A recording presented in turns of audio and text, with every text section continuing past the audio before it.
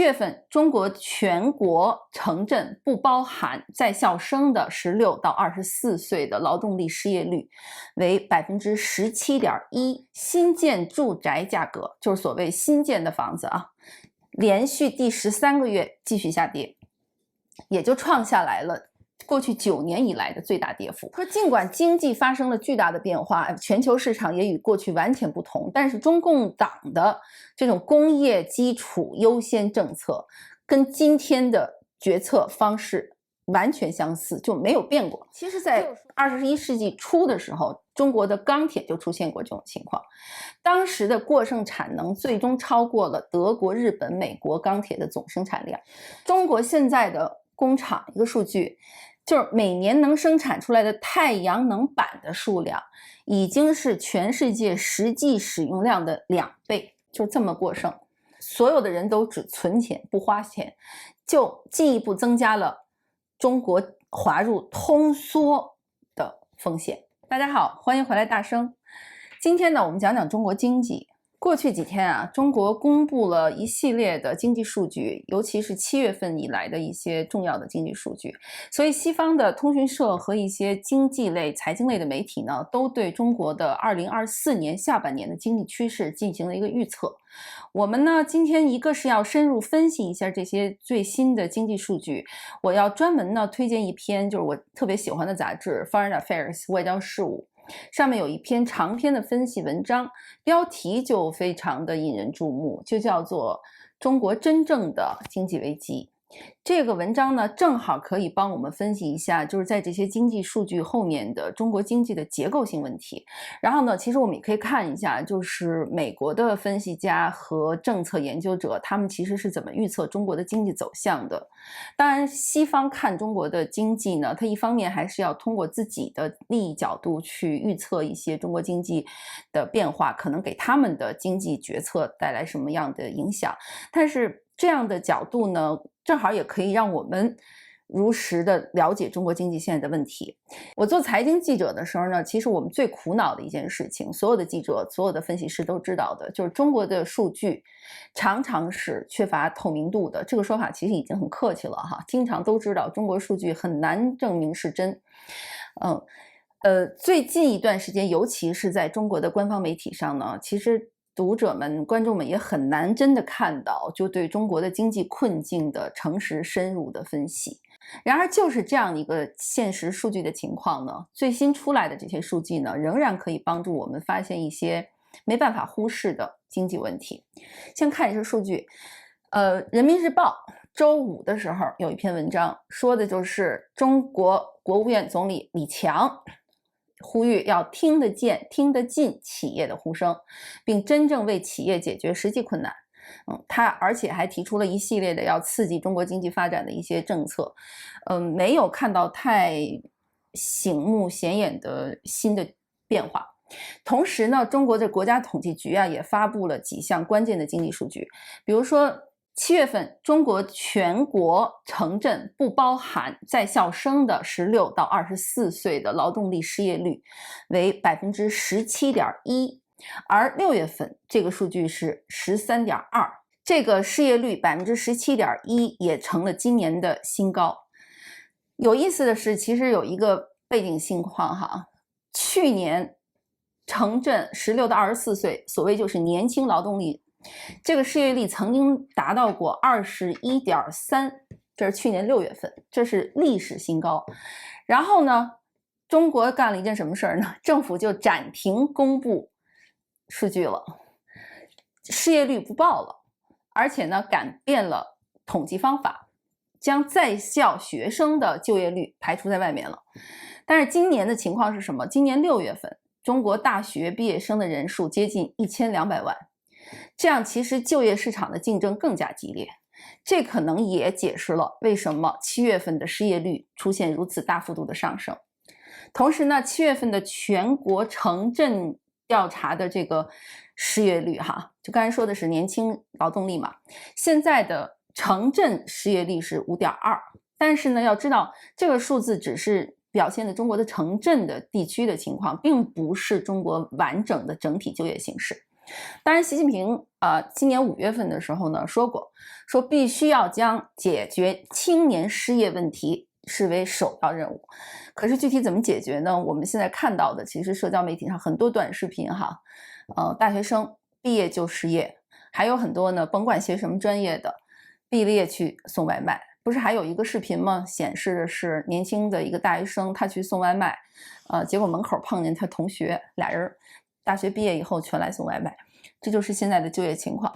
中国的工业方面哈，我简单的讲一下。7月份呢，全国规模以上工业增加值同比增长了 1.5%， 比上个月呢跌了 0.2%。但是呢，这又是过去这3个月的连续放慢。而且呢，为什么7月份的数字是关键的？因为7月份预测着2024年的下半年，其实6月份有大量的数字，分析师已经分析了一波了，就是中国今年接下来这几个月怎么办？所以7月份的数字很关键。而且与此同时呢，新建住宅价格，就是所谓新建的房子连续第13个月继续下跌，也就创下来了过去9年以来的最大跌幅。虽然呢，中央政府北京加大了对房地产行业的各种支持的力度，但是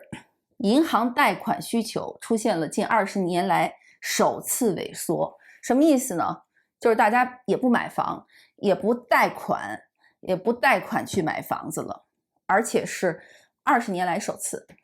说完了国内呢，快速说一下国际，因为接下来我会讲中国这个结构性问题在国际范围的这个分析和挑战哈。但目前情况是，欧盟和美国呢仍然在增加贸易壁垒。当然，这些贸易壁垒关税的目的呢是保护他们自己的本土市场，不要受到所谓中国的低成本商品的影响。也认为呢这是一种低价的倾销和不正当竞争。就是我们接下来会多说的，就是中国所谓这个产能过剩的问题 overcapacity。 但是呢，这个中国的现在的这种经济数字我们能看出来是结构性问题，而且有政策问题。习近平这一届的政府给定的目标是必须要实现年增 GDP 5%，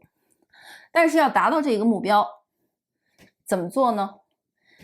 刚才我们说了，工业的数据不好，7月份的工业生产增加也很缓慢，但是唯一出现上升的是零售，零售同比增长了 2.7%。 6月份呢增长的是 2%， 所以看从2增到 2.7%， 略有增加。可是我们刚才说了，消费虽然有增加，可是失业率增得非常快，城镇失业率已经到了 5.2%。 这说明什么呢？就是中国的这几年一直在努力挣扎的经济复苏还是很困难的。所以路透社、彭博几家重要的经济通讯社过去几天发了好几篇文章，基本呢给的角度都是这样的，就是分析了中国的这个数据，然后认为给的统一的结论就是中国下半年经济复苏前景灰暗。我们再看政策方面，其实今年的中国的财政支持的力度是很弱的，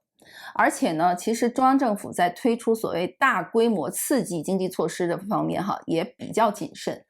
虽然这个房地产市场的下滑有人说有减缓，但是完全没有出现反弹迹象。新开工的房屋数量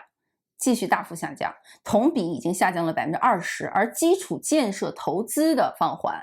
也让人紧张，那就是经济没有回升或者经济刺激的政策出现所以我们要接下来分析一下，就是中国的这个经济愿景或者叫长期的经济结构性问题，到底对消费，对中国现在所谓的自给自足的这种经济模式是不是有无法解决的问题。习近平的经济愿景是什么呢？他强调中国自给自足，特别是要在高科技制造业和战略性行业有主导地位。但是他这个愿景呢，忽视了一个关键的问题，就是消费作为经济增长的重要引擎，这个点被他严重低估了。这次这个 Foreign Affairs 来了一篇文章，我正在说的哈，这个作者呢是邹以刘，其实是我的一个不错的朋友，年轻有为，现在在美国是非常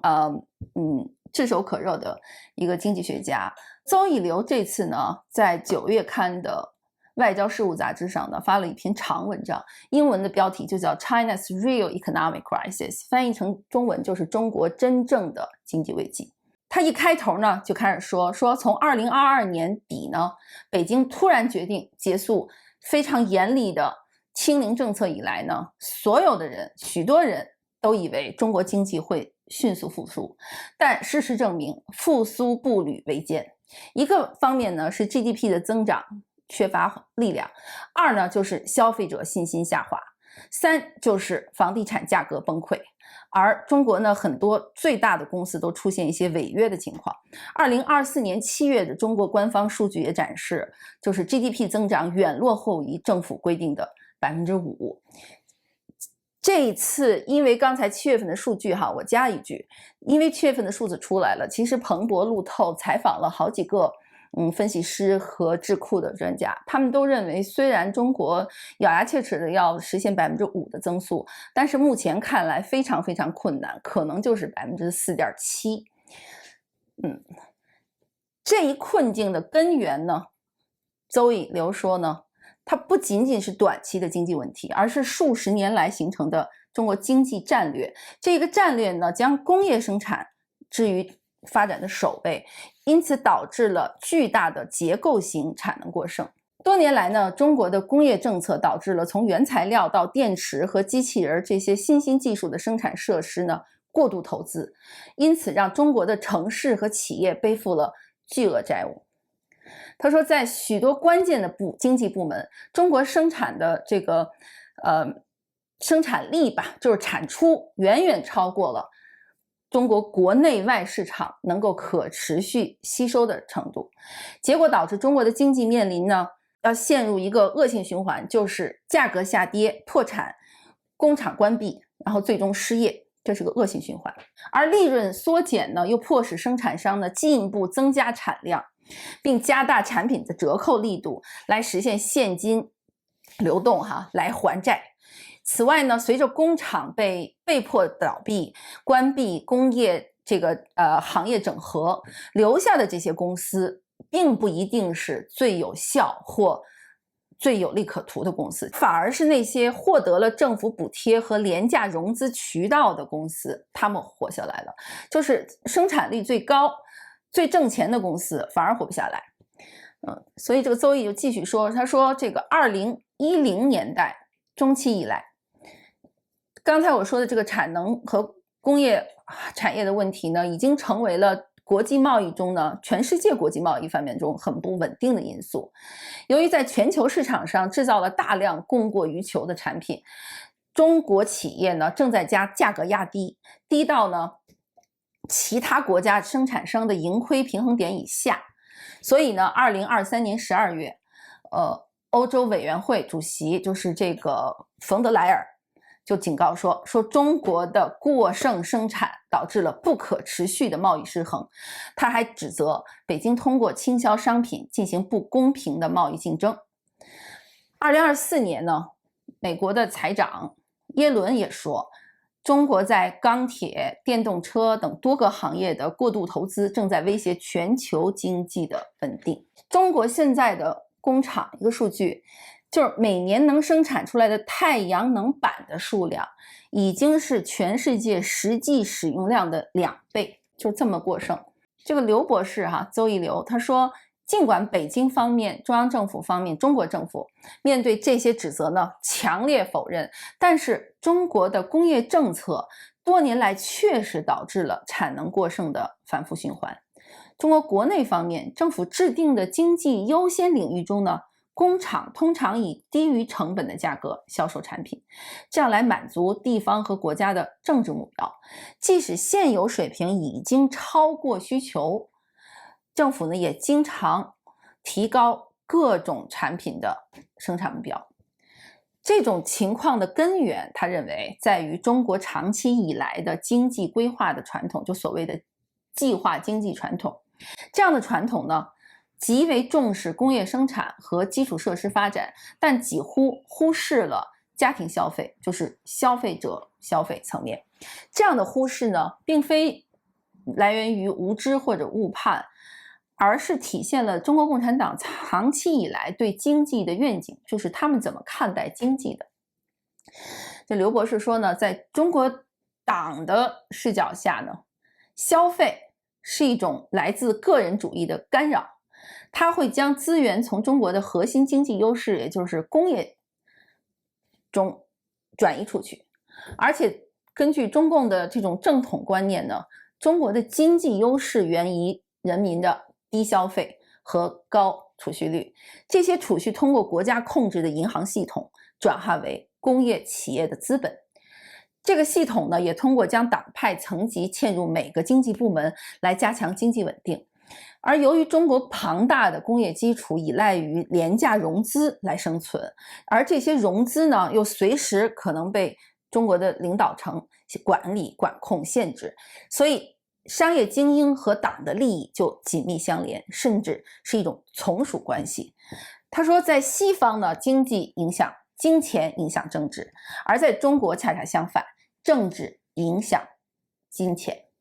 中国经济呢，显然需要在投资和消费之间找到新的平衡，但北京不太可能进行这一转变，因为它依赖于生产密集型经济政策所带来的政治控制。而对于西方国家来言呢，中国的产能过剩问题确实带来了一个无法通过新的贸易壁垒、增加关税、限制进口这些贸易壁垒政策简单的解决，这是一个长期的挑战。所以他说，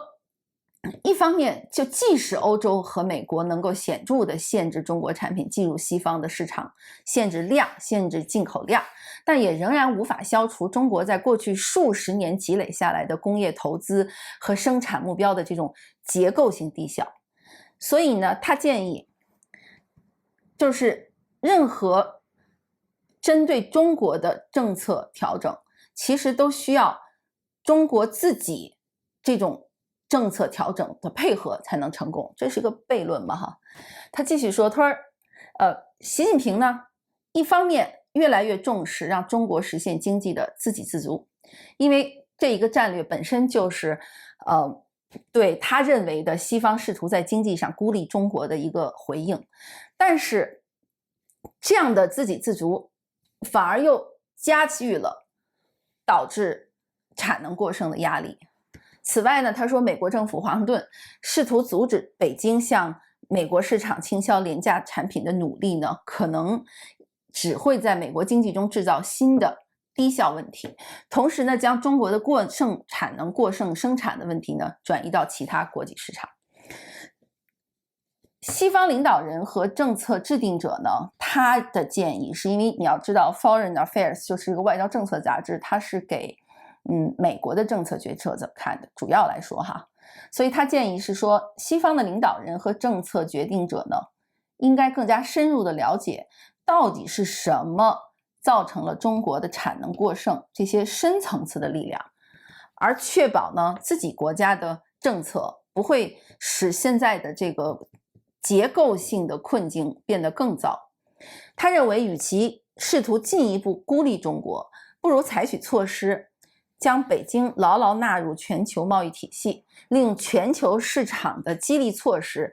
引导中国走向更加平衡的增长和更少干预的工业政策。他说，如果缺乏这样一种战略眼光的话，西方可能会面临一个在国际经济关系上越来越无拘无束的中国。什么意思呢？就是我还看完这篇文章这个点上，我还给他打了个电话问了问他，他说其实说白了就是中国一句土话叫做光脚的不怕穿鞋的，就是他说解释了一下，他说他之所以给出这个建议，就是说你西方越阻止中国的产能过剩不断的倾销，你就越只能通过现在的这种贸易壁垒啊，提高关税啊，但越这样其实就会面临一个光脚不怕穿鞋的中国，就在国际经济关系上爱谁谁更加无拘无束 uncontrolled， 就是 uncontrollable， 无法再控制的。说这样一个国家呢，反而呢可能会在国家主导的生产战略上更加加倍努力，危害全球经济，并阻碍中国自己的繁荣，他也不在乎。就是他这个整个这篇文章基本是想说的这个问题，当然下面还具体的有几个细的产能和政策方面的分析，我再继续讲哈。这篇文章非常长，他说首先呢就是说要再看一下中国的这种经济的结构性问题。其实他说呢，很多西方分析师以为中国政府是故意的，好像就是说这是一种政策选择，或者近年来呢是习他本人的一种正确选择。但是这个邹一流呢，他说其实也不是这样的，就是中国现在这个结构性问题呢，并不是最近的政策选择，而其实要往回看，要看呢，其实是从中国改革开放初期形成的这种不平衡的工业战略开始分析，所以他做了一个历史性的分析。当然这个结构性的分析对于我们中国人就比较熟了，所以在这块我就快速的过。他讲了一点呢，就是说他说中国的第6个5年计划，也就是81到85年，是邓小平开放经济之后实现的第1个5年计划。这份文件里的篇幅有100多页，但几乎全都集中在发展中国的工业部门、扩大国际贸易和推进技术方面，只有1页提到了增加人民收入和消费。他说尽管经济发生了巨大的变化，全球市场也与过去完全不同，但是中共党的这种工业基础优先政策跟今天的决策方式完全相似，就没有变过。他又说现在中国的这第14个5年计划哈，就21到25年，详细列了经济增长、研发、投资、科技成就、粮食各方面目标，只有小小一段提到要提高家庭和个人消费。所以他说，在优先考虑了工业产出的情况下呢，中国的经济规划者好像假设中国的生产商总是能将多余的产能倾销到全球市场，然后呢通过外贸还能从海外销售获利。但实际上这样的模式已经在国内已经饱和的产业中制造出了大量的生产过剩，所以呢外国政府越来越对中国的供应链主导地位表示谨慎怀疑。其实在21世纪初的时候，中国的钢铁就出现过这种情况，当时的过剩产能最终超过了德国、日本、美国钢铁的总生产量。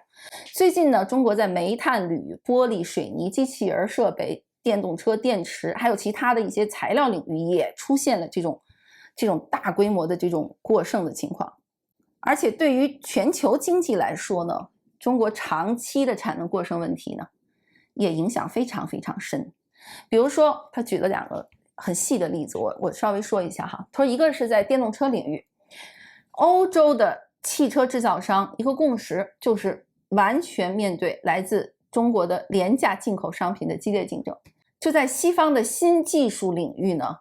很多工厂会倒闭，甚至更糟糕的是就不再有能够开发新技术的工厂有实力建成了。而且在中国的国内市场产能过剩引发的就是价格战，就是很多行业残酷的价格战，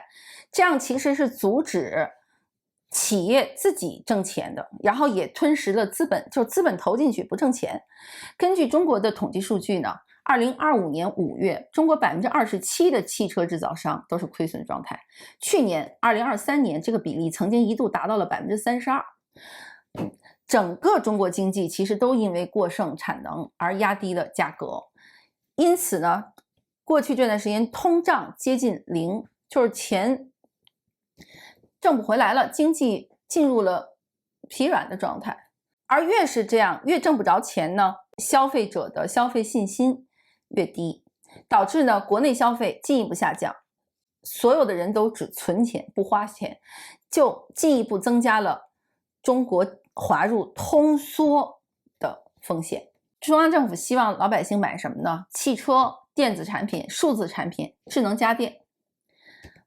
同样呢，虽然中国的电子商务行业产业看似充满了选择，但其实像阿里巴巴、拼多多和 Shein 就很有名的现在这个海外零售的小平台，这些平台呢竞争非常非常激烈，卖的东西呢也非常同质化。换句话说，就是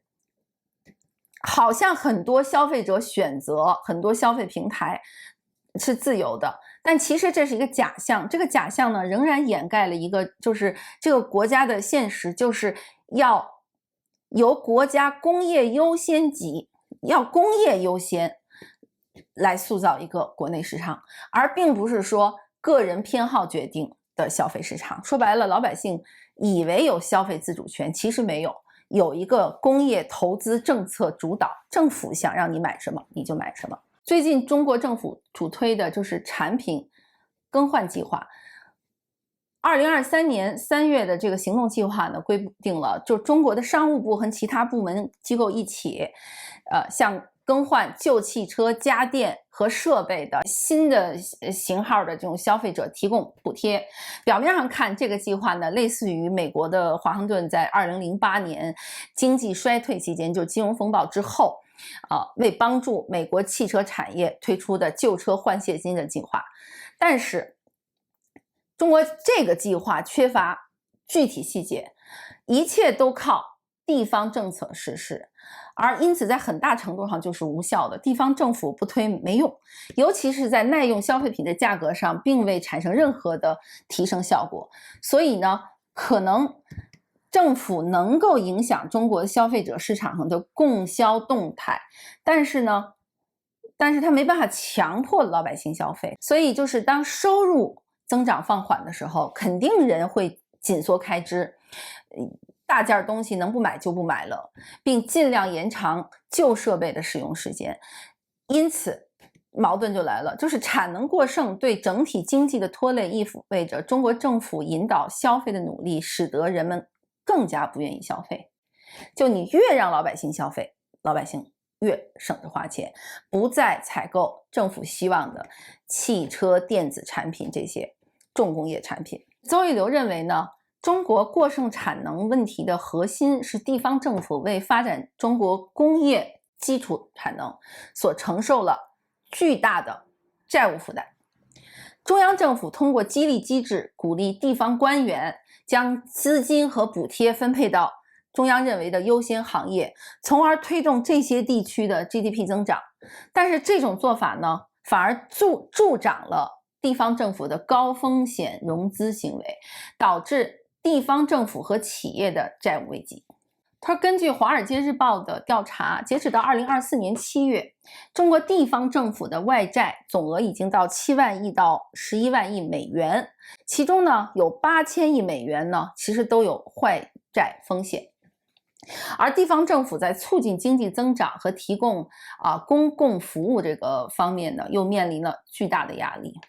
就是它一方面促进增长，一方面还要提高公共服务的水平和能力，就是地方财政的钱花在哪儿。他说，但是这邹一流说，这个地方债务的问题也并不是新鲜的东西。从中国1994年开始的中国财政改革以来呢，地方政府就一直面临财政紧张的局面。改革允许地方政府保留部分税收入，但减少了北京向地方政府的这种中央到地方的财政转移支付，这样就使得地方呢在促进经济增长和提高公共服务方面面临很大的压力。这样的制度设计导致了地方政府就愿意去投资那些投资下去见效快的项目，尤其是国家鼓励的这个项目，使得地方政府和企业呢都在同一个领域竞争，而不是通过合作来发挥各自的优势，导致了资源浪费和产能过剩，尤其是在已经全球市场占有优势的领域，比如说太阳能电池板制造业。当时2010年，中国国务院就宣布，要包括中国太阳能在内的这些战略性新兴产业要在2020年占国民总值的15%。结果这个政策一出来，2年之内，其中31个省直辖市都将光伏产业列为优先产业，全国1半的城市投资了太阳能，超过100个城市建立了太阳能光伏的工业园区，几乎立刻中国的光伏产量就超过了国内需求。然后这些过剩的供应就被出口到了欧洲和其他地区。所以呢，到了2013年，美国和欧盟就开始对中国的光伏制造商实行了反倾销关税。到2022年，在中国又开始积极推动可再生能源建设以后呢，中国的太阳能光伏装机容量已经超过了任何世界上的其他国家。有一个有意思的例子，2023年8月，就是中国这个清零政策结束以后，不是努力要扩大出口，拉升经济吗？结果8月，美国商务部发现，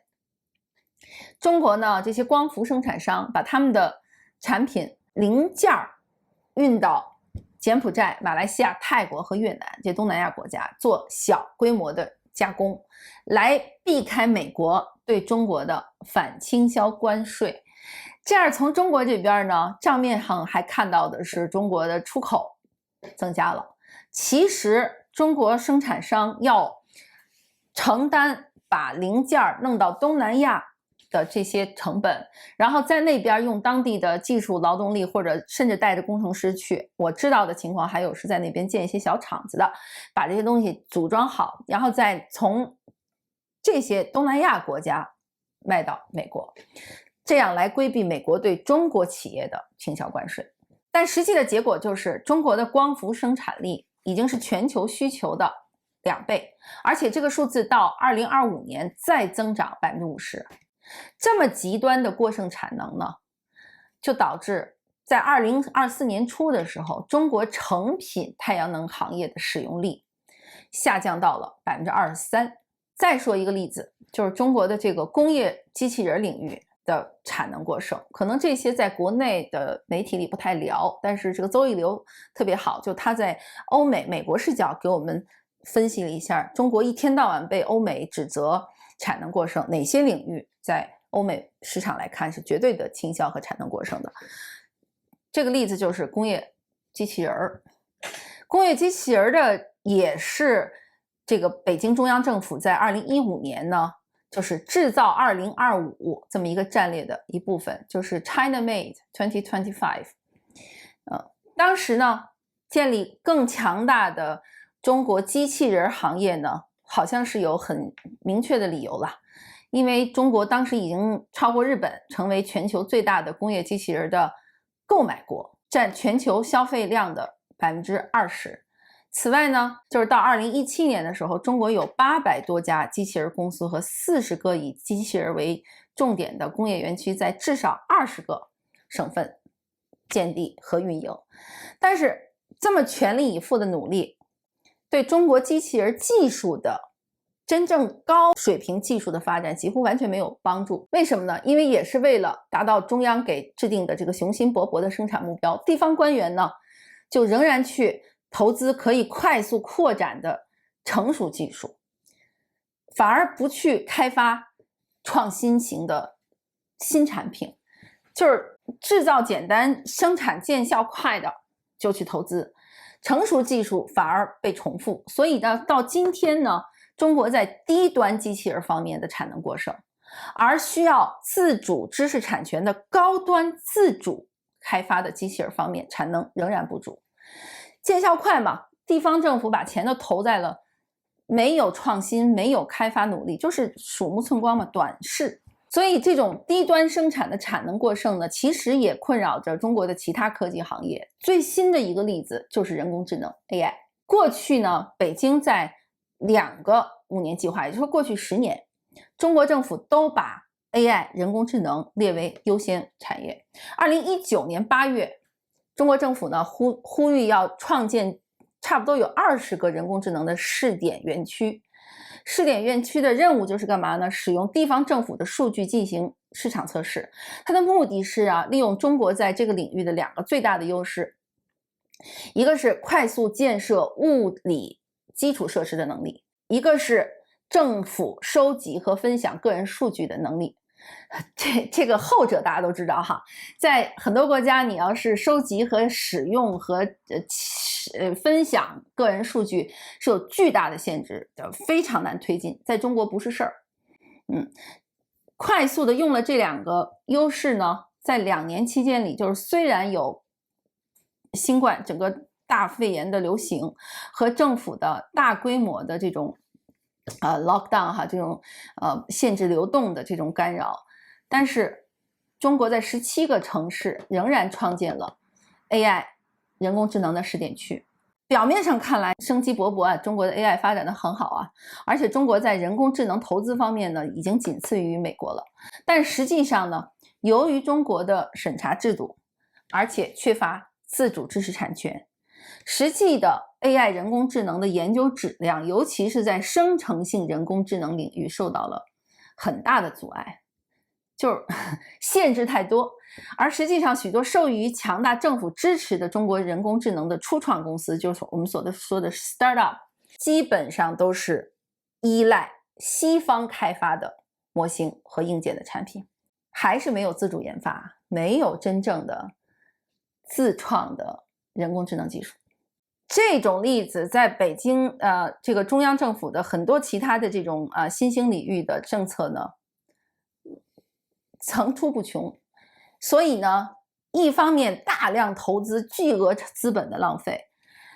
但一方面这些投资强调的都是规模经济，而并不是我们希望看到的深层次的创新。周易的这篇文章非常长，就是要全读下来45分钟，其实我们也挑了一些我觉得非常重要的点。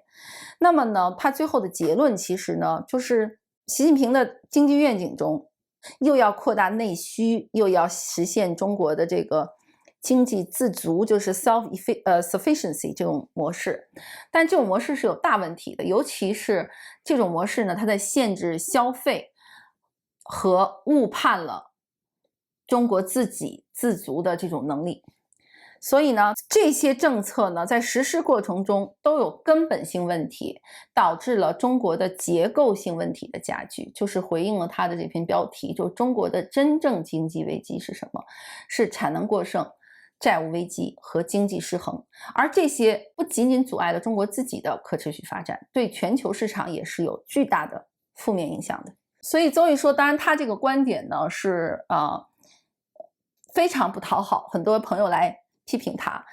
我也跟他说，那如果面对这么多批评的话，其实这种批评和讨论本身更有意思。我也在这里先预告一下，也邀请了他来跟我做大声访谈，可能在接下来的一段时间，我们就会登出来一个跟他的一个访问。所以呢，如果观众看到这个地方，听到我说要跟邹逸流来访问的话，你们也可以针对此次节目和我针对他这篇文章的这些深入的